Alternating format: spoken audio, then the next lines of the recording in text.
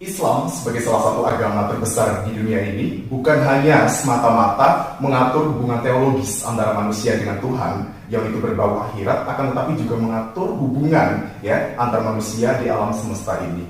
Dan pada kesempatan kali ini dalam proyek kolaboratif antara Akademi Politik dan Kepemimpinan Wonosobo atau Akademos bekerja sama dengan Ngaji Politik akan membahas Islam dan juga keberagamannya. Assalamualaikum warahmatullahi wabarakatuh. Sebelumnya perkenalkan, saya Tirta Panduwinata sebagai moderator pada acara di saat ini, pada podcast kali ini. Dan saya sudah ditemani oleh dua orang nih yang luar biasa. Di sini ada Mas Osa dari Ngaji Politik, dan kemudian ada juga Mbak Indah dari Akademos Institute for Decentralization and Policy Research. Oke, membahas tentang Islam yang tadi sudah dipaparkan di awal yang notabene itu kan bukan hanya semata-mata menjadi suatu agama yang berorientasi akhirat dan ataupun hal-hal yang bersifat teologis, akan tetapi di situ telah mengatur bagaimana gaya hidup itu dilaksanakan oleh umat manusia supaya nanti tercapai suatu kemaslahatan umat ya, dan itu berkorelasi juga dengan aspek yang sangat banyak, kesejahteraan ya dalam sosial, ekonomi dan lain sebagainya, banyak sekali. Akan tetapi dalam praktiknya terdapat beberapa diferensiasi dalam internal Islam itu sendiri, yang mana itu terlahir ataupun mengkristal menjadi salah satu ataupun beberapa aliran-aliran yang ada di dalam Islam. Nah, saya ingin mendiskusikan nih kepada dua narasumber yang luar biasa ini ya, luar biasa sekali. Kepada Mas Osa mungkin, adanya perbedaan dalam internal Islam itu sendiri. Pandangan dari Mas Osa itu bisa menjadi salah satu kelebihan atau justru menjadi bumerang nih dari dalam internal Islam itu sendiri. Ya. Terima kasih Mas Tirta, terima kasih semuanya. Ya, sangat menarik tadi yang disampaikan Mas Tirta, bagaimana fenomena Islam sebagai agama mayoritas di Indonesia saat ini itu menjadi suatu hal yang abu-abu. Kadang bisa menyakiti diri kita sendiri, kadang juga bisa menjadi senjata untuk kita melawan misal kemunafikan atau kekafiran di situ kalau di dalam Islam. Menanggapi apa yang disampaikan Mas Tirta tentang Islam itu sendiri, sekarang menjadi banyak sekali golongan. Dan mungkin di sini kita tidak mungkin ya, ketika kita mau menjelaskan golongan itu satu persatu, menjelaskan semuanya satu persatu, mungkin saya akan menyampaikan secara garis besar.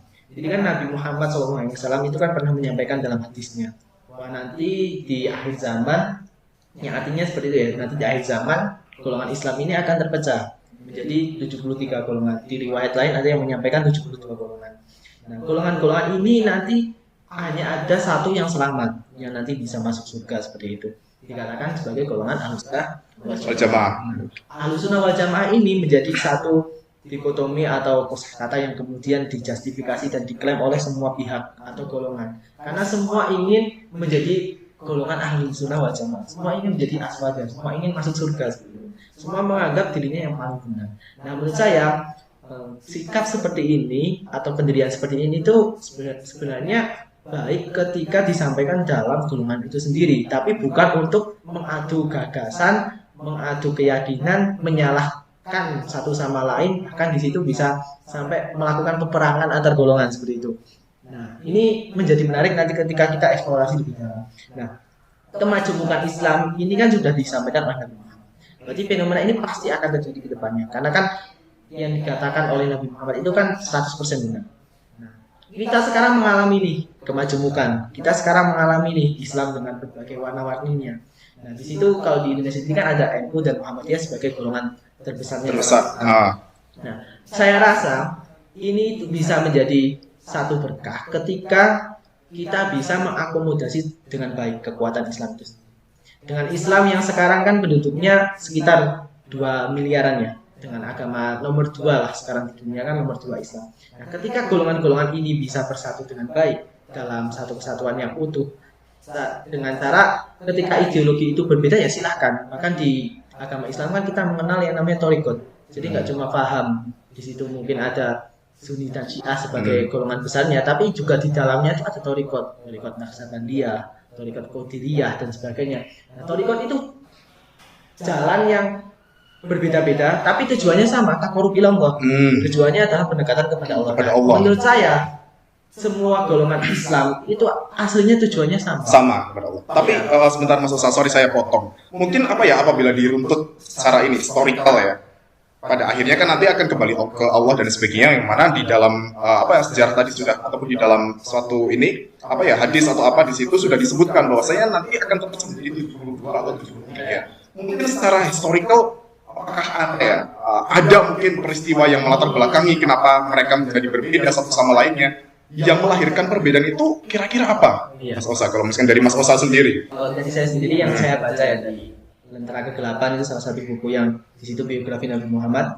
Di situ ada peristiwa bersejarah sangat penting. Jadi pasca kematian Nabi Muhammad. Jadi kan ketika masa Nabi Muhammad itu masih sugeng, masih hidup, Islam itu hidup damai. Hidup damai ya. Karena ketika kita salah, kita punya satu tolak ukur, kita punya satu hukum Nabi. Dari Rasulullah. Ada Rasulullah, entah itu sabda Rasulullah, entah itu lewat Al-Qur'annya, entah itu lewat hukum yang kemudian dituliskannya atau disampaikan ke sahabat, riwayat-riwayatnya. Itu gampang ke situ. Tapi ketika Rasulullah ini wafat, Rasulullah ini meninggal ya, itu kemudian sahabat mulai kebingungan. Bahkan artinya di situ kemudian murtad. Banyak sekali yang murtad bahkan mengaku sebagai nabi baru. Musailama Al-Kadzdzab. Oh iya, Musailama. Lain kan banyak sekali ya. Nah itu saking mereka tuh bimbang, sudah nggak punya satu panutan utama yang di situ sifatnya adalah pasti benar, karena itu dari Allah dan Rasulnya langsung kayak gitu kan. Nah terus pasca Rasulullah wafat ini kemudian umat Islam itu terpecah menjadi dua golongan besar, Syiah dan Sunni. Nah mungkin Mas Tira dan Mbak Ida tahu ya. Jadi Syiah itu di situ berkeyakinan bahwa yang pantas untuk meneruskan estafet kepemimpinan Rasulullah sebagai khalifah adalah dari darah keturunannya Rasulullah itu sendiri. Makanya Syiah lebih ke pro Ali bin Abi Thalib. Sementara kalau Sunni itu sendiri itu menganggap bahwa posisi khalifah itu ya posisi konstitusional, posisi struktural adalah sebagai orang-orang yang dipilih oleh masyarakat, oleh umat Islam sebagai pemimpin, sebagai satu kedudukan jabatan sebagai pemimpin negara. Jadi itu boleh dari siapapun. Nah, akhirnya kan ada peristiwa perpecahan di situ ketika masa pemerintahannya Utsman itu mulai ada pergolakan. Mulai ada pergolakan. Kemudian sebenarnya dari Umar, Utsman itu udah mulai, kemudian di Ali puncaknya. Bahkan Ali bin Abi Thalib dengan Fatimah Az-Zahra istrinya, itu ada perpecahan, beda kubu antara Ali sama istrinya. Nah, nanti juga sampai ke peristiwa Padang Karbala ya. Yang akhirnya kan Imam Husain. Ya, Imam Husain itu kan dibunuh kan di situ. Ya, ada perpecahan sampai ke sana gitu loh. Ketika umat Islam ini dulu terpecah menjadi Sunni dan Syiah. Tapi kan itu secara keyakinan mereka terhadap posisi khalifah ya. Nah, tapi kalau secara tauhid, secara pengamalan itu masih sama. Masih ya sama-sama. Pokoknya Tuhan kita ya satu, Allah, Rasul kita ya Nabi Muhammad kayak gitu. Cuma dalam beberapa amaliyah memang ada di situ yang berbeda secara ekstrim ya. Itu mungkin nanti bisa dieksplorasi di pertanyaan lebih. Tapi secara umum ya kita terpecah menjadi Sunni dan Syiah. Dan sekarang itu Sunni dan Syiah itu udah seperti geopolitik, Pak. Nah, Mas Tirta, Mbak Indah. Jadi mungkin aliran Syiah itu di Irak, Iran dan negara Timur Tengah, Suriah dan negara Pakistan itu sangat besar. Nah, kalau Sunni lebih ke negara-negara di Mesir, di Arab dan atau itu beberapa lah ya, tapi yang paling banyak Sunninya di Indonesia ini. Di Indonesia ini mah sebenarnya itu kayak NU Muhammadiyah itu termasuk Sunni ya. Cuma kita kan lebih mengenal sebagai Islam moderat. Atau kalau NU sendiri kan Islam Nusantara kayak gitu. Itu mungkin nanti bisa dibahas. Oke, menarik sekali. Terima kasih Mas Osa atas jawabannya. Berarti ini ya, apabila kita masih korelasikan adanya tadi sudah disebutkan bahwasanya perbedaan itu dimulai ketika ada setelah Rasulullah wafat saat itu, terus kemudian nanti muncul beberapa kepentingan di situ masing-masing, dan kemudian akhirnya terpecah menjadi aliran juga. Dan yang menarik ini antar beberapa aliran di situ kan, mungkin kita bisa sebut ada yang Utsmaniyah, terus kemudian ada apa dan sebagainya. Ketika mereka berperang, mereka sama-sama meneriakkan Allahu Akbar. Benar kan? Karena sama-sama seperti yang tadi sudah Mas Osa sampaikan bahwasanya tujuan mereka secara teologis sama menuju kepada Allah kan, tetapi ini ada perbedaan di dalam posisi kekhalifahan dan sebagainya. Oke, saya ingin menuju ke Mbak Ida nih. Sudah siap sekali sepertinya Mbak Ida.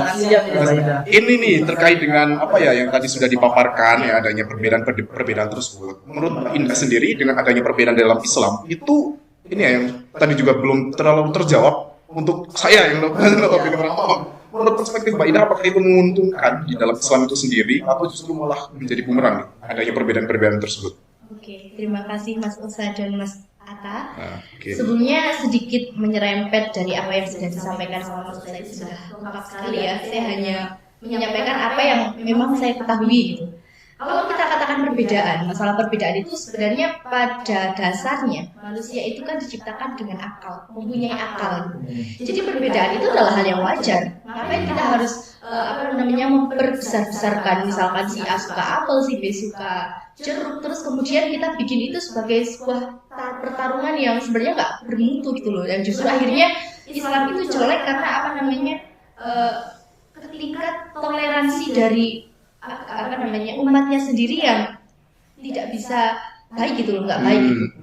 Jadi pada intinya kalau kita ngomongin baik atau buruk, ya baik dan buruk gitu. Buruknya itu ketika orang-orang ini tidak bisa membedakan mana hal yang seharusnya bisa kita proteskan atau bisa kita lawan dengan apa yang seharusnya kita maklumi gitu. Kayak misalkan kita katakan masalah kalau nggak salah tuh kalau di JN itu gini ya, mereka itu menghalalkan darah orang yang non-mus karena mereka berpikir itu kafir dan kafir itu halal darahnya untuk dibunuh. Jadi salah satu paradigma berpikir yang menurut saya sangat membahayakan masalah. Menurut Mbak Indah sendiri itu kenapa timbul pemikiran seperti itu? Ya mungkin kalau misalkan kita cek dari sisi histori dan sebagainya, itu nanti ya akan masuk ke peristiwa-peristiwa pada zaman pasca Khalifah Rasyidin meninggal ya, wafat gitu. Nah, mungkin bagi mereka itu mereka berpikir bahwa non-muslim itu adalah musuh mereka gitu. Kayak ibaratnya waktu dulu Nabi Muhammad memerangi musuhnya itu kan non-muslim. Mereka masih punya paradigma berpikir seperti itu. Akhirnya mereka itu berpikir bahwa HAM itu udah nggak ada harga dirinya gitu loh. Kayak mereka berpikir ya udah mereka manusia yang tidak mengimani Tuhan saya dan wajib untuk dibunuh nggak apa-apa gitu loh. Karena berpikir itu cara mereka menghormati Tuhan mereka dan agama mereka gitu. Dengan cara memerangi musuh adalah memerangi musuh Tuhan gitu. Dalam arti apa yang dilarang Tuhan itu ya mereka juga harus berjuang seperti halnya Nabi Muhammad gitu. Padahal sebenarnya kan tidak seperti itu. Perjuangannya udah berbeda ya masanya. Iya, karena pada dasarnya kita kan dihidupkan dengan rasa toleransi dan posiro kalau orang Jawa gitu. Rasakan dan posiro. Yang namanya perbedaan, apalagi perbedaan itu cuma masalah yang kecil-kecil yang dini-dini para pemuka agama yang masih muncul di permukaan itu masih masih suka menggali masalah-masalah yang klasik kayak misalkan subuh pakai kumut dan lain sebagainya ya kan. Terus tarawih 23 rakaat 11 rakaat gitu. Itu masih diperdebatkan padahal itu sebenarnya hal yang sudah ditoleransi dari zaman dahulu gitu. Jadi maksud saya perbedaan itu adalah hal yang keniscayaan ya, maksudnya udah kita punya kepala satu dan kepala yang lain itu udah nggak apa-apa gitu loh, berbeda, ngapain kita harus membesar-besarkan itu. Cuman ya sebagai umat muslim supaya kita tidak memunculkan kerugian bagi umat yang lain dan manusia yang lain itu, ya kita tingkatkan lagi toleransi kita dan paradigma berpikir kita bahwasanya yang namanya manusia dan manusia itu hubungannya ya secara nyata aja gitu loh. Dalam arti kita tidak usah membanding-bandingkan saya muslim, kamu non-muslim, saya NU, kamu Muhammadiyah, kemudian kita saling berperang hanya karena itu gitu. Gitu. Tapi juga kadang-kadang saya sedikit menyoroti terhadap orang yang toleransinya itu sedikit kelewatan. Gimana itu? Ada ya? Iya, toleransi tapi terlalu toleran atau gimana? Itu harus memiliki batas mas. Kan dalam toleransi. Karena gini, agamaku adalah agamaku, agamamu adalah agamamu. Kita melihatin. Jadi jangan terus kemudian kita berlafazkan toleransi, kemudian saya orang muslim, kemudian saya ikut ritualnya umat Hindu. Alasannya saya toleransi ke sana. Itu jangan sampai kamu menghargai agama lain tapi menistakan agama kita sendiri. Itu patut untuk kita sadarkan sebenarnya kepada generasi-generasi kita ya, misalnya teman-teman kita yang lain gitu yang masih berpikir bahwasanya kebebasan berpikir itu boleh, tapi jangan sampai kita menghormati pihak lain tapi kita menistakan pihak sendiri. Dalam arti seperti itu mas. Karena kadang-kadang itu suka menjadi tren gitu loh. Itu sih saya. Menarik sekali. Saya mungkin akan menambahkan sedikit ya dari yang disampaikan Mbak Indah tadi terkait bagaimana Islam memaknai perang dan kenapa kok menjadi tadi atas statement yang kafir itu halal untuk dibunuh. Dan sebenarnya kan di Al-Quran kita itu kan sangat banyak ya ayat-ayat tentang yang menjelaskan tentang perang dan pentingnya untuk menumpas kekafiran dan kejahatannya sebenarnya kan banyak banget. Cuma kalau di dalam fikih itu sendiri itu kafir itu dibagi dua sebenarnya. Oh, ada dua. Berarti bukan semuanya itu digeneralisir itu sama-sama kalau kafir itu. Jadi ada kafir zimmi dan kafir harbi. Jadi kafir zimmi itu kafir yang sifatnya ya diam aja, tinggal sebagai sama-sama apa yang namanya civil society, sama-sama penduduk negara kita yang ya sama-sama mengamalkan ajaran mereka sendiri. Itu berdampingan dengan kita. Nah, kalau kafir harbi itu kafir yang memusuhi kita. Nah, kalau itu kan sebenarnya sudah diterapkan sama Nabi Muhammad ya. Paling enak kan ketika kita menggambarkan toleransi kan ya tinggal role model kita Nabi Muhammad. Bagaimana Nabi Muhammad kemudian mencetuskan piagam Madinah. Di Madinah saat itu kan Madinah itu ditaklukkan bukan 100% dengan perang. Tapi Madinah ditaklukkan dengan Nabi Muhammad itu menikahkan kaum Muhajirin dan Ansor saat itu. Jadi kaum Ansor kan orang-orang Islam yang tinggal di Madinah. Nah, mereka menghidupkan dengan ikatan kekeluargaan. Kemudian orang-orang kafir di sana yang kebanyakan adalah dari bangsa Yahudi dan bangsa-bangsa Nasrani di situ. Itu ahli-ahli kitab itu nggak dipaksa oleh Nabi masuk Islam kok, nggak diperangi juga. Tapi di piagam Madinah itu Nabi menuliskan atau membacakan ya, karena Nabi nggak menulis ya, membacakan kayak di situ tuh orang-orang yang hidup di Madinah itu juga termasuk umatku, termasuk warga dari negara Madinah, kota Madinah. Jadi siapapun yang menyakiti orang-orang yang tinggal di Madinah, mau itu Nasrani, Yahudi, juga harus siap berperang dengan aku kayak gitu. Siapapun yang mengganggu ketentraman kehidupan di sini, berarti itu juga mengganggu saya. Walaupun dia kafir, walaupun dia orang Nasrani, orang Yahudi, ketika dia disakiti oleh misal orang kafir Quraisy Mekah yang datang, ya juga dia perang sama saya, karena dia warga negara Madinah. Kayak gitu. Mungkin tambahan di situ Bang Ina. Kemudian ya terkait perbedaan dalam Islam itu kan kalau kita sendiri kan mengenal ada 4 mazhab ulama ya. Kalau di Nahdlatul Ulama sini kan ada 4, ada Hanafi, Maliki, Syafi'i, Hambali. Nah, ini perbedaan Hanafi, Maliki, Syafi'i, Hambali memang sangat besar ya perbedaannya. Cuma sebenarnya imam-imam ini sebenarnya guru dan murid. Imam Hanafi itu gurunya Imam Maliki gurunya Imam Syafi'i gurunya Imam Hambali. Ya sebenarnya dari satu muara yang sama Rasulullah, cuma nah ini menarik ya. Jadi kalau tadi mungkin ada sisi negatif perbedaan, mungkin sisi positifnya menurut saya adalah itu menuntut kita untuk berakal secara rasional dan kritis terhadap pengamalan agama. Jadi kita bisa memaknai agama sesuai dengan kemampuan kita sendiri ketika tingkatan kita mujtahid. Jadi kan ada yang mujtahid, ada yang tingkatannya mukallaf lah. Kalau mujtahid itu orang yang bisa mencetuskan hukum sendiri, kalau mukallaf itu orang yang hanya ikut. Nah, ketika kita mujtahid kita boleh seperti itu. Kita mukallaf, nah kita jangan hanya ikut, cuma kita juga bisa memikirkan kenapa kita harus ikut ini. Nah, kalau di situ kan yang paling dipakai kan ketika haji. Jadi dalam kitab Bidayatul Mujtahid yang disampaikan ya, ketika haji, kalau menurut mazhab Syafi'i bersentuhan itu membatalkan wudhu. Nah, sedangkan haji kan bondong-bondong, pasti bersentuhan. Pasti bersentuhan. Ada orang Afrika, orang India dan sebagainya, badannya gede-gede, mau kita selincah apapun atlet misalnya, kita nyenggol ya kan? Kayak gitu. Nah, itu gimana? Itu kita bisa intiqalul madhab, berpindah madhab ke madhab Maliki kayak gitu. Yang ketika bersentuhan itu nggak apa-apa. Tapi kalau perpindahan mazhab seperti itu gimana hukumnya, Mas? Iya. Itu selama nah kalau di NU ya, dan saya pakai di NU di pesantren karena itu masih 4 madhab utama, ya itu boleh. Cuma ada keadaan darurat. Jadi gimana ya? Ketika dalam keadaan darurat itu hukum yang tadinya tidak boleh itu bisa diperbolehkan. Ketika itu sangat darurat kayak gitu. Kalau dari kaidah fikihnya nanti saya sambil ingat-ingatnya gitu. Jadi misal kalau contohnya dalam keadaan darurat aslinya babi haram, tapi kita di tengah hutan tersesat dan hanya menemukan di situ daging babi. Ada daging babi. Sementara kalau kita nggak makan, artinya kita menyerahkan hidup nyawa kita gitu. Sedangkan kita sebagai umat manusia masih punya kewajiban ibadah, sholat dan sebagainya. Ya udah makan babi di situ. Berarti ada toleransi batasan tertentu ya? Ada toleransi seperti itu. Oke. Nanti kalau udah masuk ke ranah yang lebih tinggi, mungkin kita sudah nggak berbicara lagi tentang kebenaran fikih ya. Maksudnya salah benar dalam fikih gitu. Ketika kita sudah tahu tentang oh ya sholat itu sahnya seperti ini, wudu itu sahnya seperti ini. Nah kalau udah dalam tingkatan yang lebih tinggi lagi, kalau di dalam pesantren nanti masuk ke dalam ilmu tasawuf. Jadi udah nggak perlu membicarakan tentang apa namanya kayak salah benar dalam suatu ibadah, tapi lebih ke seperti ini tuh diterima nggak sama Allah. Kita melakukan apapun tuh ya udah Lillahi ta'ala. iya lillahi ta'ala, udah kayak kita serahkan semuanya sama Allah. Saya melakukan ibadah dengan kunut dan saya nggak melakukan saya melakukan ibadah dengan tanpa kunut, itu nanti ke tasawuf kayak ya udah nanti Allah yang menentukan ibadahmu diterima atau enggak. Yang penting kamu jalankan sesuai dengan fikihnya, sesuai dengan apa yang di situ ajaran kamu dilakukan. Nah itu juga kadang-kadang saya merasa sedikit sedih ternyata.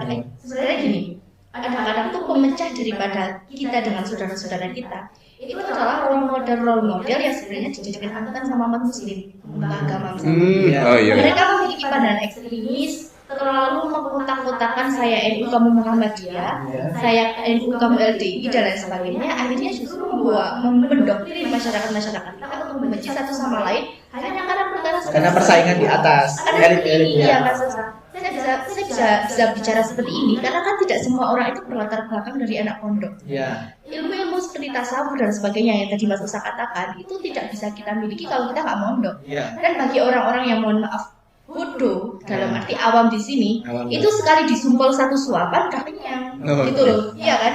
Jadi kita harus punya pola pikir yang lebih banyak lagi. Dan nanti solusinya gimana ya? Solusinya itu kita harus menjadi orang yang moderat. Dalam arti kita jangan terlalu fanatik ke satu paham, kemudian kita harus menjelek-jelekan orang yang tidak sepaham sama guru kita, sama role model kita.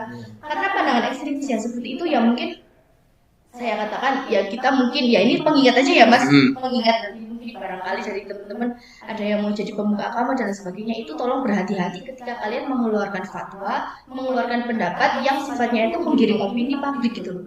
Karena itu sungguh dampaknya besar sekali gitu. Ibaratnya kita katakan masalah NU dan Muhammadiyah itu sekarang sudah adem ya Mas. Tapi nanti ketika ada satu saja pemuka agama yang menculik lagi, mengulik lagi satu permasalahan antara NU dan Muhammadiyah, nanti panas lagi masyarakat geger lagi hanya karena permasalahan kunut dan tidak kunut, hanya karena permasalahan tahlilan dan tidak tahlilan itu. Dan itu yang nantinya itu yang dampak besarnya itu adalah kehidupan di masyarakat sendiri. Akhirnya masyarakat itu tidak mengusui kiai itu kiai tidak mendapatkan dampak secara langsung Mas. Tapi yang akan merasakan itu adalah mereka-mereka yang dari golongan NU dan dari golongan Muhammadiyah. Bayangkan tetangganya satu NU, satu Muhammadiyah, satu lagi tahlilan, satu diundang nggak berangkat, akhirnya jadi pengkeras dan sebagainya, jadi berkelahi. Permasalahan kan. Padahal kalau kita katakan yang namanya Nabi Muhammad itu adalah benar tadi role model daripada toleransi. Dia menyebarkan agama Islam itu tidak dengan kekerasan. Dia menempati antara hati dengan hati, dengan personal. Mereka yang tidak mau istilahnya tidak mau login ke Islam itu adalah mereka yang memang sebenarnya bukan membenci Islamnya tapi lebih ke subjeknya, lebih membenci Nabi Muhammad sampai kejadian dia yang mohon maaf Nabi Muhammad dilempari kotoran unta dan lain sebagainya. Tapi di sisi lain juga Nabi Muhammad mencontohkan kita bahwasanya dengan warga non muslim pun kita harus tetap memanusiakan mereka. Seperti halnya kisah seperti Nabi Muhammad yang memberikan makanan kepada pengemis dari Yahudi, yang buta itu loh, yang kemudian ketika dikasih makanan sama Nabi, dia mengata-ngatai Nabi Muhammad. Ketika Nabi meninggal dia baru tahu ternyata yang selama ini menghidupi dia itu Nabi Muhammad. Sungguh indah sekali kan sebenarnya Islam itu dengan hal yang seperti itu. Tapi kenapa kita yang kemudian sudah diberikan contoh seperti itu, hal yang sekecil-kecil itu kayak perbedaan 4 imam tadi kemudian diangkat di permukaan dan kita menjadi marah-marah tanpa sebab gitu loh Mas. Kasihan kan? Oke, berarti linear ya sebenarnya adanya Islam yang notabene itu adalah suatu agama yang berhubungan hubungannya dengan aspek teologis. Tapi ada juga salah satu prinsip di mana Islam sebagai dalam perspektif politik ini. Kan banyak juga adanya perbedaan-perbedaan tersebut. Itu pasti korelasinya kan juga ke politik juga. Identitas politik dan salah satunya ya, itu di Indonesia kan juga sudah masif sekali. Seperti yang peristiwa kemarin tahun-tahun politik itu kan banyak. Dan hal itu juga terjadi di banyak negara-negara Islam. Salah satunya kan kalau misalkan kita urut ya, ada peristiwa fundamentalisme Islam saat itu di Mesir ya, antara kelompok progresif itu menentang, kemudian saat itu ada peperangan di situ dan kemudian itu beranak pinak ya, menjadi banyak sekali aliran dan kemudian beberapa di antaranya prinsip tersebut masuk ke Indonesia. Lahirlah FPI, lahirlah HTI dan SBI, itu kan banyak sekali. Dan dari fenomena tersebut kita bisa korelasikan ternyata Islam itu bisa dibilang sebagai suatu ideologi populis di situ. Dan juga berpotensi juga memiliki potensi yang besar juga dalam praktik politik tentunya di situ. Karena kan Islam juga sebagai politik kan. Dari lahirnya memang kan untuk ada orientasi politik juga di situ. Mendirikan suatu kekhalifahan ya. Kekhalifahan di sini kan istilahnya tuh general. Jadi kan ketika nanti di hari kiamat kan nanti akan tunduk pada satu imam dan sebagainya, pemimpin di situ. Kan ada orientasi politik juga di situ. Makanya termanifestasi banyak aliran-aliran yang mendirikan negara Islam di situ. Dan salah satunya ini masuk di Indonesia. Nah, Islam yang berprinsip fundamentalis, terus kemudian ada Islam yang moderat, yang mana itu ada yang mengakomodir budaya lokal, seperti salah satunya ada Nahdlatul Ulama, ada juga yang mungkin moderat, Wali Songo juga dimulai dari situ juga, terus ada juga yang moderat seperti Muhammadiyah dan lain sebagainya, itu kan banyak sekali, dan itu memiliki prinsip kehidupan yang berbeda juga, terutama dalam ini manifestasinya dalam politik. Nah, menurut Mas Wasa sendiri nih, adanya budaya politik identitas ini mengenai Islam, ya kan di situ Islam banyak sekali, itu gimana fenomenanya di Indonesia saat ini? Oh iya. Ya, terima kasih Mas Tita. Dari pertanyaan sangat menarik ya. Saya sepakat apa yang disampaikan Mas Tita tadi bahwa Islam ini menjadi salah satu keyakinan yang populis. Dan kalau bicara tentang agama itu sendiri ya, tidak hanya Islam sebenarnya Mas Tita. Mungkin kalau di Indonesia Islam ya yang dipakai. Mungkin kalau kayak di Amerika, di Inggris itu kan partai-partai dengan golongan yang memang di situ keyakinan Kristen, ada Ortodok, kemudian ada satunya Kristen Protestan, itu kan mereka punya partai sendiri gitu. Punya partai sendiri. Memang bisa didirikan seperti itu. Nah, kalau di Indonesia sendiri ya sama kayak yang disampaikan sama Karl Marx, kalau agama itu seperti opium lah, seperti narkoba gitu. Ketika kita bicara tentang narkoba kan sekali orang menghisap itu kan langsung ketagihan. Dan ketika dia diselundupkan bagaimanapun orang akan mencarinya gitu. Karena udah ketagihan, udah menjadi kecanduan. Nah, sama seperti agama dalam hal ini Islam ya menurut saya. Masyarakat itu kan tidak bisa disamaratakan pengetahuan keislamannya. Nah, ketika mereka mendengar tentang Islam, itu kan identitas itu adalah suatu kekayaan individual. Kayak dia adalah suatu yang melekat di kita. Nah, ketika Islam, misal saya adalah orang dengan keyakinan Islam atau dengan agama Islam. Ketika di pusat pemerintahan kita atau di atas itu Islam itu dikaitkan dengan satu konflik. Contohnya misal di kasus Pilkada DKI ya, Ahok itu disinggung sebagai penistaan agama Islam, walaupun Ahok di situ menyampaikan di Kepulauan Seribu di depan audiens di situ, tapi yang tersinggung adalah seluruh golongan umat Islam yang ada di Indonesia bahkan dunia seperti itu. Padahal yang dimaksud Ahok ya di situ gitu, tapi konteksnya Islam itu bisa dimaknai sangat luas ketika kita berbicara tentang agama seperti itu. Oke, siap. Kalau menurut Mbak Indah sendiri nih, kan banyak juga nih istilahnya dari banyaknya kelompok tersebut, terus kemudian termanifestasi jadi kendaraan politik. Karena kita masih ngomongin politik, masih nyambung juga. Nah, ini kan ada mungkin dari kelompok-kelompok semi konservatif atau apa pembahasannya di situ, yang notabene menurut penelitian yang pernah dilakukan oleh UGM ya, pada tahun 2016 ternyata ada sedikit pergeseran nih dari beberapa kelompok fundamentalis tersebut ya. Itu ternyata ada pergeseran di mana yang sebelum aksi fenomena yang Pak Ahok ini ya 212 dan sebagainya, ternyata ada sedikit pergeseran dari Islam yang fundamentalis menuju pasca fundamentalis karena adanya itu ya, karena istilahnya ada beberapa kesadaran dari beberapa kelompok Islam fundamentalis tersebut, karena mereka mengira bahwasanya mereka Islam yang dalam tanda kutip istimewa di sini karena mereka bersifat eksklusif gitu. Tapi ada sedikit perbedaan di mana mereka ingin nih untuk diterima oleh masyarakat. Mereka ingin dalam kehidupan ini itu berjalan selaras dengan masyarakat, sehingga beberapa aspek mereka kendorkan, mengurangi standarisasi mereka, dan dalam ini lahirlah Islam pasca fundamentalis di situ yang notabene lebih kendor. Akan tetapi dalam praktiknya di dalam kehidupan politik ya, di sini kan mereka juga memiliki kendaraan. Sebut saja lah partai politik, di situ ada PKS, terus kemudian di dalamnya yang diisi oleh golongan Islam ya. Salah satu beberapa di antaranya Islam yang cenderung fundamentalis atau pasca fundamentalis, dan di yang partai lain ada kendaraan Partai Kebangkitan Bangsa atau PKB ya. Dengan itu memperjuangkan Islam yang tradisionalis, moderat tapi berbasis tradisional, terus kemudian ada PAN ya. Di situ yang kendaraan dari Muhammadiyah diidentikan dalam tanda kutip dan sebagainya. Menurut Mbak Indah gimana nih adanya perbedaan-perbedaan tersebut? Oke, terima kasih Mas Atta.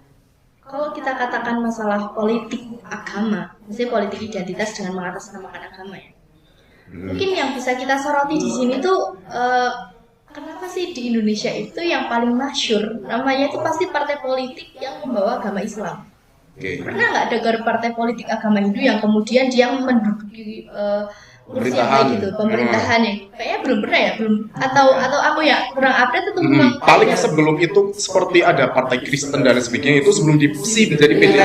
Minoritas kan, itu juga masih minoritas. Minoritas. Nah, menurut saya memandang hal ini tuh dari beberapa perspektif.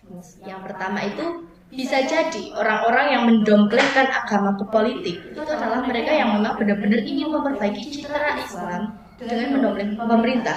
Karena tidak bisa kita pungkiri yang namanya pemerintah itu kan menjadi pelopor utama perbaikan suatu hal gitu loh. Kayak misalkan siapapun yang dekat sama pemerintah nanti pasti berakhir baik gitu.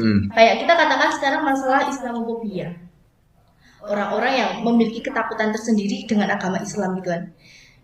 Yang ini kemudian nantinya orang-orang itu pada takut dengan Islam karena misalkan kayak tragedi bom Bali gitu kan.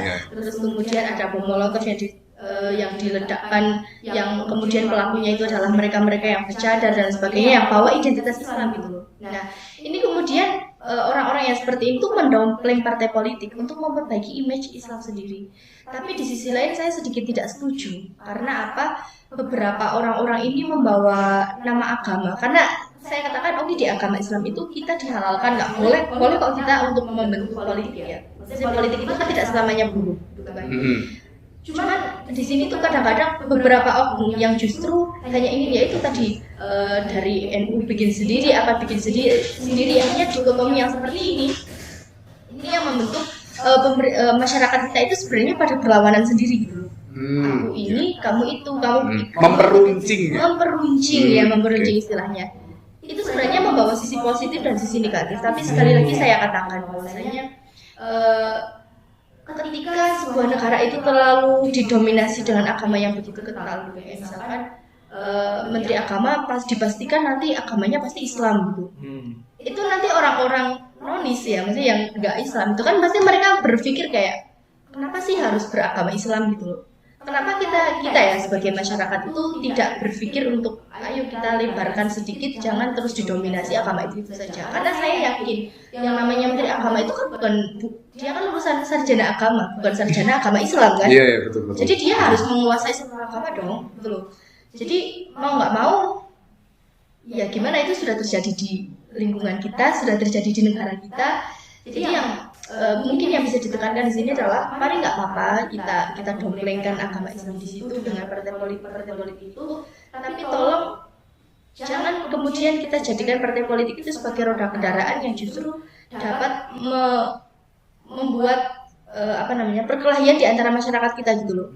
Itu karena kadang-kadang orang tuh tidak bisa membedakan mana ibadah khusus untuk Tuhan dan mana kegiatan dunia gitu. Maksudnya kita tuh masih gimana ya, kita masih kalau mengatakan orang harus ikhlas, benar-benar ikhlas berjuang untuk kebaikan itu di zaman sekarang rasanya masih sudah hal yang ibarat sulit untuk ditemukan. Ibarat orang tuh menggenggam bara api gitu kan. Memegang kebenaran itu memegang bara api karena bukan sebuah rahasia umum lagi ya, namanya partai politik itu kan membawa kepentingannya mereka masing-masing. Nah, jangan sampai kemudian partai politik ini justru mereka mengunggulkan partai mereka untuk kemudian mereka masuk ke koalisi pemerintah, kemudian mereka justru mengorbankan masyarakat kita gitu loh. Itu yang cukup tamparan sih buat saya, apalagi untuk khususnya partai-partai yang berbau Islam seperti ini yang hanya menjawel santri, menjawel pondok pesantren itu ketika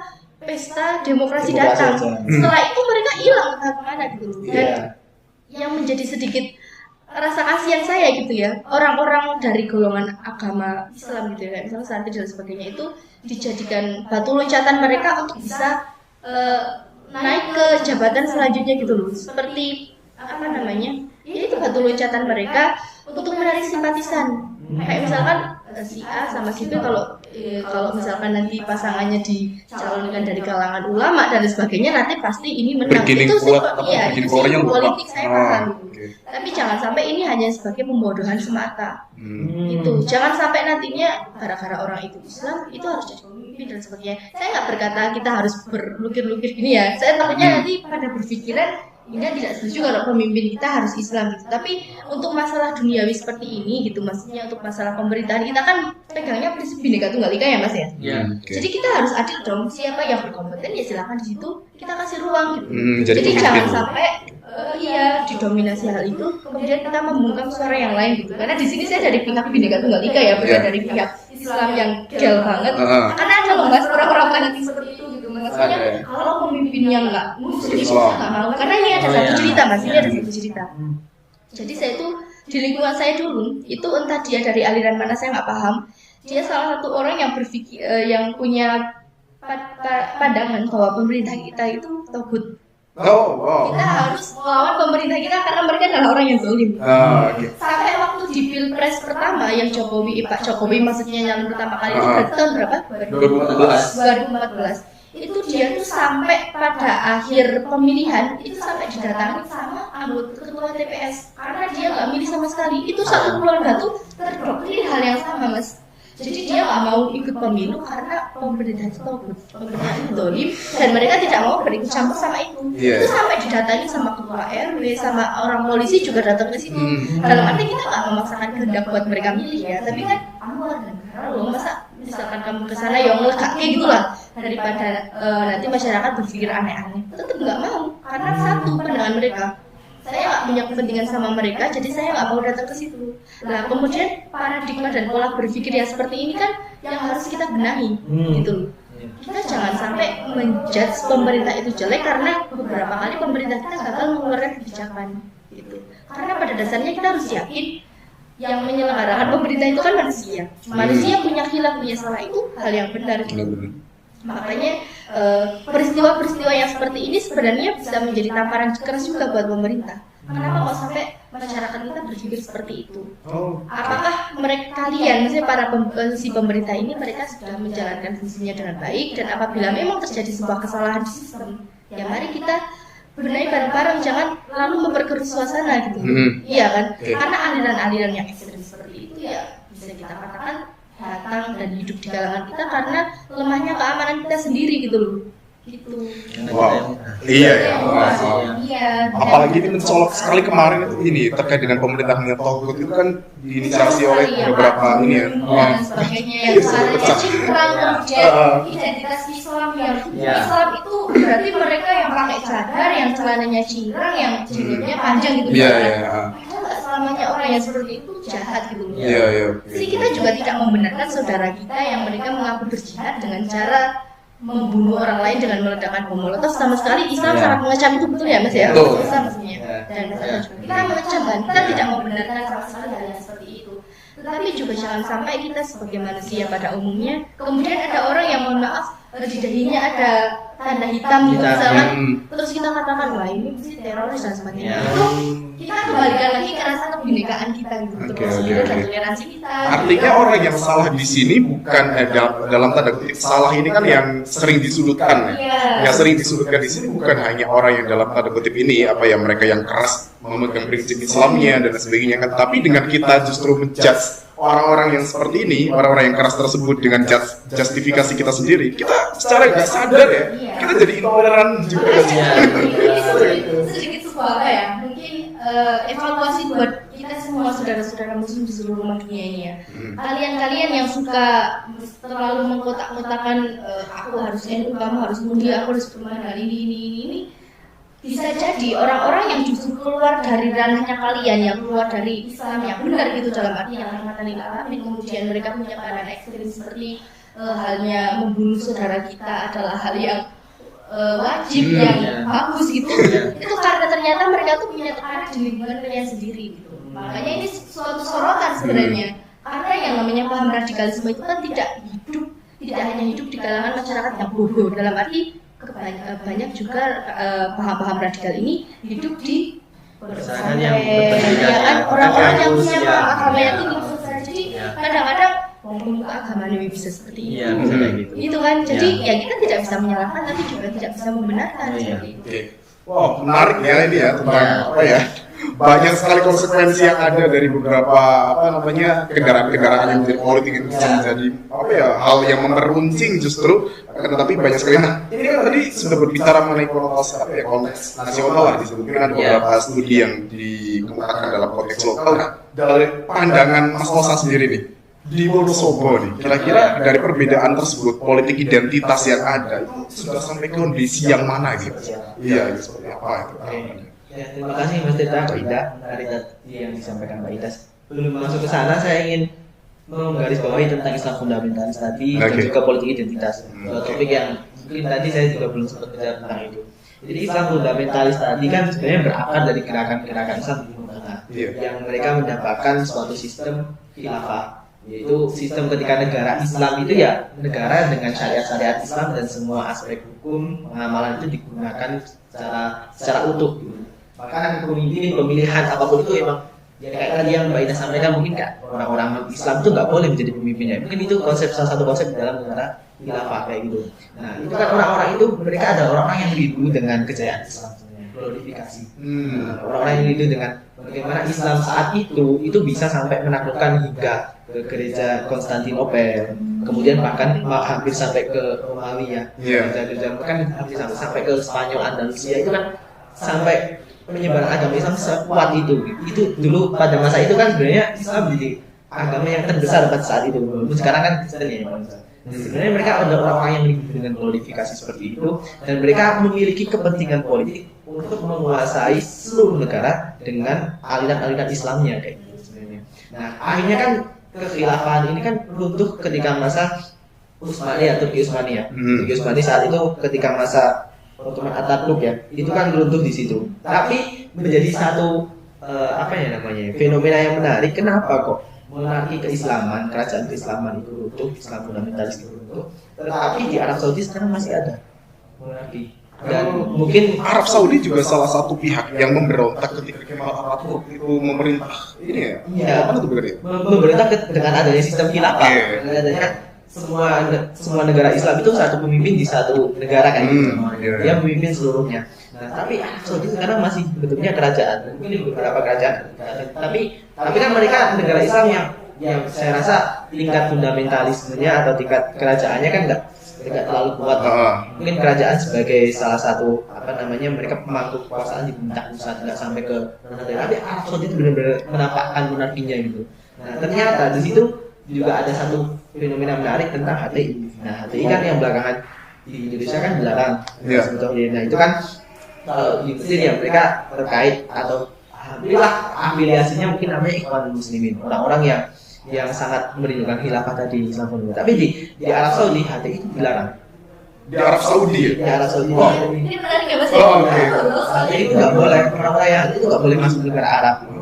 Di Arab Saudi lebih ke Wahabi yang kuat di sana. Nah, kenapa? Karena kalau HTI ini masuk Arab Saudi, Ikhwanul Muslimin ini besar di Arab Saudi, ya mereka demo kerajaan. Nah, Arab masih kerajaan sampai sekarang. Iya. Nah, menurut saya kepentingan di Arab itu kan dengan adanya kerajaan itu kan mereka punya kapitalisme yang sangat besar, perubahan yang sangat besar. Karena dengan sistem suksesi pemerintahan yang turun-temurun ke anggota kerajaan, terus ya dana haji aja lah, kita bicara dana haji itu per tahun ada berapa juta manusia yang datang ke sana dan itu masuknya ke Arab semua. Nah, itu tentang fundamentalisme Islam, saya komentari dikit di situ. Nah, kemudian berbicara tentang politik identitas. Nah, sebenarnya kan agama sebagai satu identitas itu tidak menjadi masalah ketika itu hanya untuk diri sendiri. Artinya bagaimana cara kita melakukan, cara kita berpikir, cara kita menjalankan syariat-syariat agama sesuai dengan keyakinan kita itu nggak masalah ketika ya udah kamu aja yang melakukan itu. Ketika kamu salah ya kamu tanggung sendiri, kamu benar ya kamu tanggung sendiri gitu.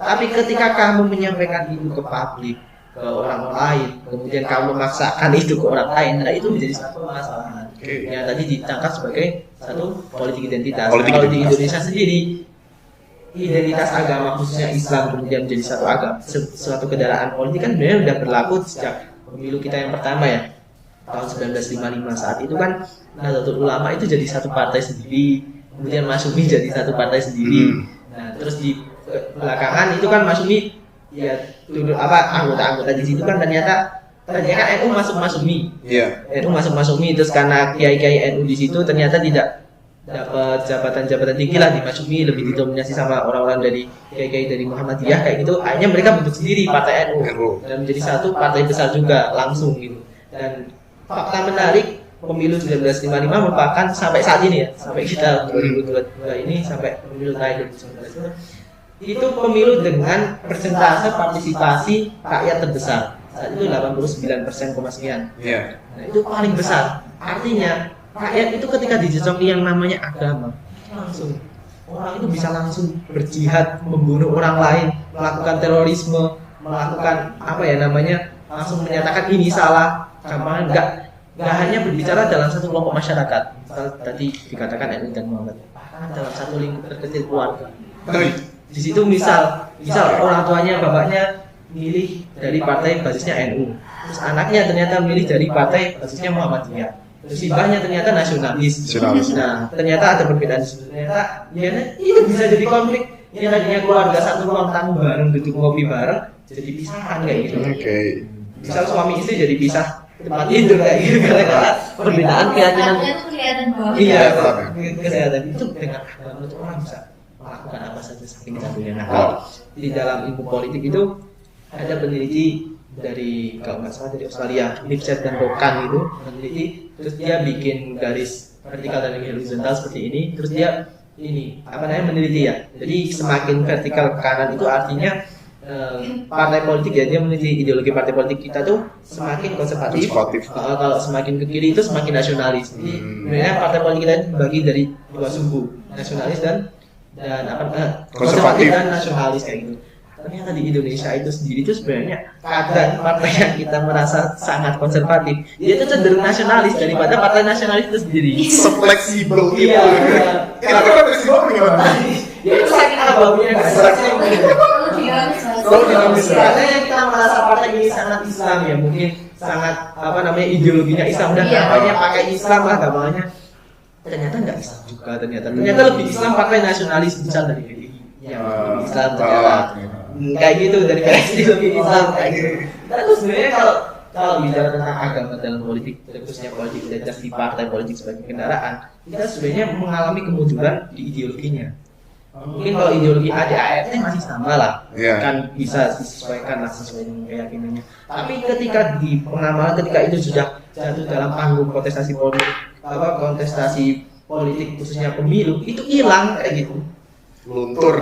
Itu luntur. Kita tuh makanya saya juga nggak bisa langsung menyalahkan masyarakat ketika masyarakat itu bingung ya mau milih siapa, karena di situ kelemahannya adalah partai politik kita tuh identitasnya satu tidak jelas. Partai yang mengatakan sangat konservatif itu nggak jelas kok, nggak kelihatan. Nah, kelihatan atau enggaknya kan sebenarnya bukan dari ideologi partainya ya. Ideologi partainya itu kan yang masyarakat lihat adalah dari bentuk kebijakannya, dari program-program itu nggak menunjukkan seperti itu. Nggak linear nih ya. Nggak linear gitu. Dan nanti lebih ke sosok-sosok elit-elit politis itu juga kurang linear.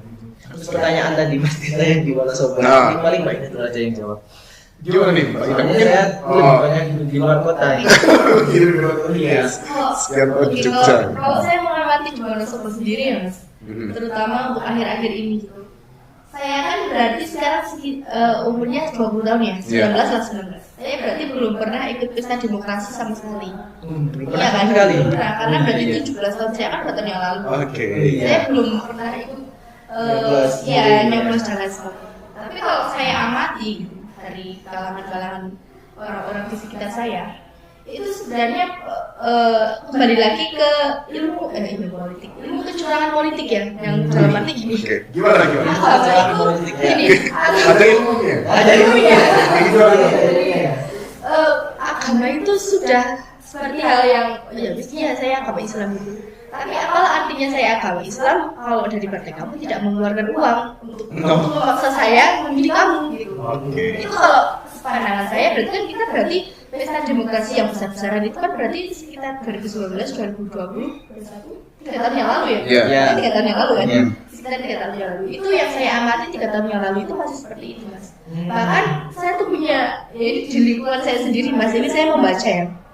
Di lingkungan saya sendiri tuh ada orang, jadi kan kalau di kampung saya itu kan basisnya Nahdlatul Ulama. Jadi ada Nahdlatul Ulama. Terus ada dua segelintir yang non NU gitu. Maksudnya dia kalau minoritasnya kalau misalkan sholat Jumat itu dia nggak pernah membaur sama orang-orang kita. Dia mental lari kemana-mana, nggak tahu kemana. Dari masjid lain. Dia mencari yang sealiran sama dia. Nah kemudian itu yang menjadi sorotan di masyarakat. Itu ternyata juga berdampak ke aliran politik dia. Ketika di pesta demokrasi itu adalah titip sangu, dia tidak mau menerima dan dia justru justru yang dimusuhi. Wow. Itu yang Dia kemudian nggak menerima tapi dia yang dimusuhi. dia yang dimusuhi karena masyarakat mayoritas itu yaitu Menerima. kita katakan ilmu kecurangan politik itu. Jadi yang tadi dikatakan Mas Usa itu benar, kita tuh ideologinya yang mengalami kemunduran ideologi. Ini kita sebenarnya tuh partai Islam atau gimana? Kalau Iya. partai Islam harusnya tahu dong pegangan-pegangan Oke. kalau yang namanya wabah politik yang sehat itu seperti apa, harusnya paham loh Mas, harusnya Iya, ya. harusnya. Tapi pada kenyataan di realitanya itu tidak seperti itu. Karena kalau kita kemudian menarik ya yang namanya biaya politik di negara kita itu sangat Mahal mahal gitu. sekali, ya. Nah itu akhirnya memunculkan rasa penurunan kepercayaan kita masyarakat kepada partai-partai seperti ini tuh turun. Bukan karena apa, tapi mereka berpikir alah partai Islam itu gelem nyangoni ya. Partai Islam masih Oke. mau Masih Islam yang partai Islam masih mau mengambingkan suara demokratis Suara. itu yang menjadi tingkat keprihatinan kami katanya saat Islam ini. gitu ya. Oke, Nah, oke. makanya ini menjelang pemilu 2024 kita sudah lihat banyak sekali partai-partai yang maksudnya elit politik yang sudah dalam tanda kutip yang menjual diri, artinya menjual partai-partai mereka gitu. Oke. Dalam arti pesta demokrasi belum dimulai, baliho sudah dipasang. Ini ada satu kejadian Mas Iya. di Wonosobo sendiri ya, mungkin Mas Usa tidak tahu karena Mas Usa kembali lagi. Mas akhir Bersuaya lagi. Banyak semayamnya ya. Ternyata Iya. Ah. Yang tadi di sana. Itu pernah Mas Usa terjadi di lingkungan kita sendiri. Jadi baru kemarin itu pesta demokrasi masih lama kan, kita masih 2024 gitu. Itu sudah pasang baliho dan dia sudah menjustifikasi bahwa dia akan menjadi calon presiden di kemudian hari. Itu adalah di satu partai kita itu Oke. ada gitu. Itu kan yang kemudian membawa masyarakat kita yang non-mus akhirnya sedikit menurunkan tingkat kerespekan mereka. Oh belum mau pilpres sudah seperti itu gitu Tidak kan. rame ya. Ini kadang-kadang ya karena saya kembali lagi saya bukan orang politik, jadi saya tidak tahu ilmunya kenapa orang itu kadang-kadang sudah tahu peluang dihujat itu bakal banyak, tapi dia tetap menerobos itu dan kemudian elektabilitas partai itu kan turun. Nah ini saya yang belum sampai sekarang belum agak paham tuh di situ ilmunya tuh di situ. Oke, menarik sekali ya. Itu Jadi kita lokal pride-nya ya, menarik sekali ya tadi pembahasan kita mengenai banyak banget tadi, mulai dari ada keberagaman aliran di dalam Islam itu sendiri, terus kemudian ada juga peruncingan, ada toleransi dan sebagainya. Sebenarnya banyak sekali nih kalau misalkan kita Iya. bicara tentang Islam ya. Iya. Ada di situ mungkin dari beberapa perbedaan tersebut, yang satu mungkin ada yang super konservatif ya, atau yang benar-benar fundamentalis. Di situ kan ingin mengembalikan Islam ke kejayaannya pada masa lampau ya, seperti itu, dan kemudian ada beberapa di antaranya yang menggunakan kekerasan di situ. Maka terbitlah ataupun timbullah stigmatisasi Islamofobia dan sebagainya. Terus kemudian tadi juga ada adanya perbedaan tersebut kan menentukan juga ada perubahan sosial ya. Iya. Ada beberapa perbedaan yang menimbulkan perubahan sosial dan juga dalam konotasi partai politik. Gimana sih perannya partai politik dalam harusnya membendung politik transaksional itu? Tapi realitanya masih banyak juga sebenarnya kita memberikan tersebut. Tapi kita akan membahas ini di kesempatan yang akan datang karena ini sudah luar biasa sekali ya. Kita mungkin di part yang selanjutnya akan membahas tentang hal tersebut, akan tapi mungkin ingin mendengarkan nih sepatah kata saja nih dari Mas Osa dulu nih ya. Mas Osa apa ini dulu? Oke, Mas Osa. Oke. Mungkin dari Mas Osa dulu mungkin sepatah kata nih buat teman-teman yang ada di luar sana mengenai toleransi dan sebagainya, gimana nih Mas Osa? Mungkin sedikit saja Mas Osa, silakan. Ya. Kalau dari saya sendiri, ya saya Islam, saya alumni pondok pesantren, sudah mondok selama 10 tahun. Di situ saya mendalami yang namanya Islam ini sebenarnya sebagai suatu hal yang keajaiban miracle kayak gitu. Nah, tentang keberagaman tadi sebenarnya bisa dimaknai positif dan negatif, itu tergantung bagaimana cara kita memaknainya. Sehingga jangan memaknai Islam itu dari kacang atau dari kulitnya saja, tapi harus dilihat dari jauh ke dalamnya itu seperti apa. Jadi ada sebab akibatnya itu seperti apa. Nah, kalau di dalam ilmu fikih sendiri kan ada yang namanya ad-darurul yuzalu kayak gitu. Sesuatu dalam keadaan darurat itu harus ditinggalkan. Nah, seperti tadi kasusnya orang misal orang yang mau sholat tapi dia nggak tahu arah kiblat kayak gitu. Nah, tapi dia boleh menghadap kemanapun nggak masalah dan itu tetap sah sholatnya kayak gitu. Nah, itu dalam bidang agama, dalam bidang fikihnya. Kalau dalam bidang politiknya mungkin saya menggunakan istilah di NU al-muhafadzatu 'alal qawli bisolih wal akhdhu bil jadidil aslah kayak gitu. Ya, di NU sendiri menurut saya itu cara yang paling pas lah digunakan dengan cara moderasi. Jadi kita harus bersifat open minded, terbuka terhadap seluruh ajaran, seluruh keilmuan baru yang itu sifatnya membangun dan lebih baik. Oke. Tetapi jangan melupakan akar kita, keyakinan kita. Jadi ada dua syarat utama: satu, memiliki keyakinan atau iman yang kuat; dua, kita juga harus terbuka dengan seluruh pemikiran yang ada. Jadi ketika kita punya iman yang kuat, kita tidak akan mudah untuk ikut, untuk terombang-ambing. Ketika kita membuka dengan seluruh pemikiran ada dan itu bersifatnya lebih baik kita terima, artinya kita tidak mudah untuk menyalahkan orang lain. Artinya kita berusaha untuk membangun diri kita, keyakinan kita, agama kita, khususnya Islam, menjadi agama yang lebih baik. Oke, luar biasa sekali ya dari Mas Rosa sendiri. Gimana nih dari Mbak Indah sendiri nih? Mungkin closing statement sekaligus ya buat teman-teman di sana ya tentang toleransi di beragama. Islam itu adalah agama rahmatan lil alamin. Oke. Yang role modelnya itu adalah manusia yang paling suci, manusia yang paling mulia di muka bumi ini. Jadi kita sebagai istilahnya manusia yang ilmunya belum ada apa-apanya dengan baginda Nabi Muhammad, kemudian kita mau memperbesar-besarkan perkara-perkara yang sebenarnya masih bisa ditolerir, apakah kita tidak malu dengan identitas yang sudah disampaikan oleh manusia paling mulia ini gitu. Jadi jangan sampai, kalau kata Bung Karno itu seperti ini, kalau kamu jadi Hindu jangan jadi India. Ya, oke. Kalau kamu Islam. jadi Islam jangan jadi Arab. Tapi jadilah Indonesia yang memang kita ini diciptakan dengan seluruh keragamannya. Iya, seluruh keberagaman dan akal yang terbuka. Jadilah manusia yang moderat, yang jangan gampang baperan. Kemudian tapi kita juga harus punya pegangan teguh sama iman kita, supaya kita tidak terombang-ambingkan. Dan jangan lupa, toleransi itu masih punya batasan. Jangan sampai kita menghargai agama lain tapi kita menistakan agama sendiri. Jadi seperti itu. Siap, terima kasih banyak Mbak Indah ini atas closing statement-nya luar biasa sekali. Dan hal yang baru ya, banyak sekali saya pelajari dari dua narasumber saya kali ini ya, ada Mas Rosa dan juga Mbak Indah. Terima kasih banyak kepada beliau berdua ya. Dan kepada teman-teman semuanya, mungkin cukup sudah ya obrolan kita yang seru sekali di kesempatan kali ini. Kita akan melanjutkan episode ini ataupun dengan beberapa pembahasan yang tak kalah seru di kesempatan yang akan datang. Sekali lagi terima kasih bagi yang sudah menyaksikan. Saya tutup. Assalamualaikum warahmatullahi wabarakatuh. Mantap.